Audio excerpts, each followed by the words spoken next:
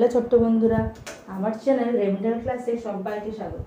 আজকে তোমাদের জন্য নিয়ে এসেছি ক্লাস 5-এর এক সেট পরিবেশের প্রশ্ন।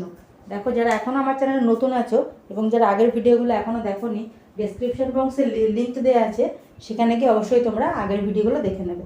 চলো তাহলে শুরু করা যাক। দেখো, প্রথম প্রশ্ন হচ্ছে সঠিক উত্তরটি বেছে নাও এবং টিক দাও। প্রথমে বলেছে কাঁধ থেকে কনুই পর্যন্ত বিস্তৃত অস্থি বা হাড় হলো কোনটি? হিউমেরাস, ভার্টিব্রা না ফিমার? তাহলে কাঁধ থেকে কনুই পর্যন্ত বিস্তৃত অস্থি হচ্ছে হিউমেরাস। আমাদের শরীরে বর্মটি হলো কোনটি? চামড়া, রক্ত না মাথা? তাহলে এটা হয়ে যাবে চামড়া। কোমর থেকে হাঁটু পর্যন্ত হাড়কে কি বলা হয়?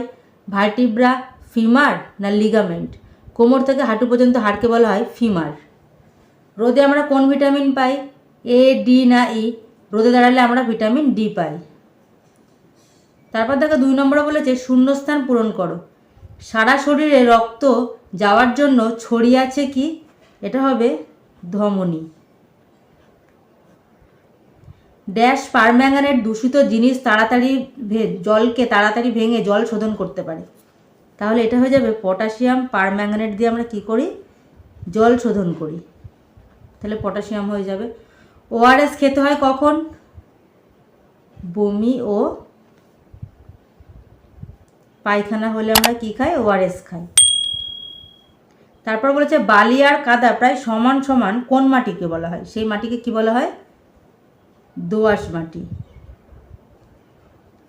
তারপর দেখো পরের প্রশ্ন বলেছে স্টেথোস্কোপ কি? স্টেথোস্কোপ হচ্ছে হৃৎপিণ্ডের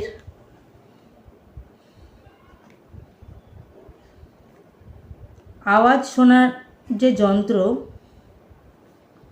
আওয়াজ শোনার যন্ত্রকে কি বলা হয়? স্টেথোস্কোপ।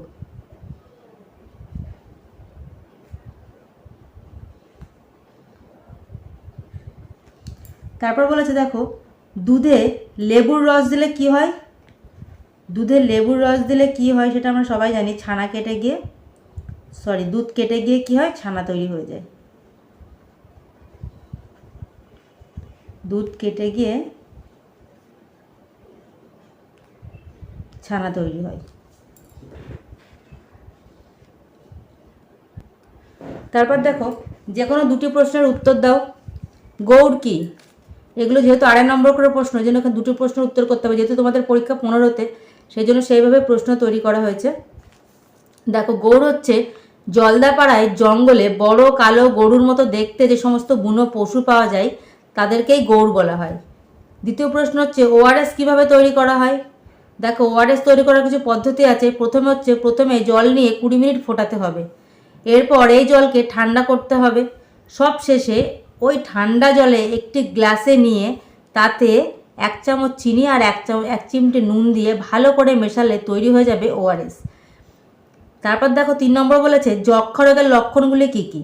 প্রথম লক্ষণ হচ্ছে প্রথম বিকালে জ্বর আসে বা বিকালে জ্বর হওয়া, রাতে প্রচুর ঘাম ও শ্বাসকষ্ট হবে, সকালে ঘুম থেকে ওঠার পর কফ উঠতে থাকে, খাবারে অরুচি ও বুকে ব্যথা হবে, বাড়াবাড়ি হলে কাশির সঙ্গে রক্তও বার হবে। ভিডিওটি ভালো লাগলে অবশ্যই ভিডিওটিকে লাইক করে দিও এবং যারা এখন আমার চ্যানেল সাবস্ক্রাইব করোনি অবশ্যই চ্যানেলটাকে সাবস্ক্রাইব করে দিও। দেখা হচ্ছে পরবর্তী ভিডিওর সঙ্গে। টাটা।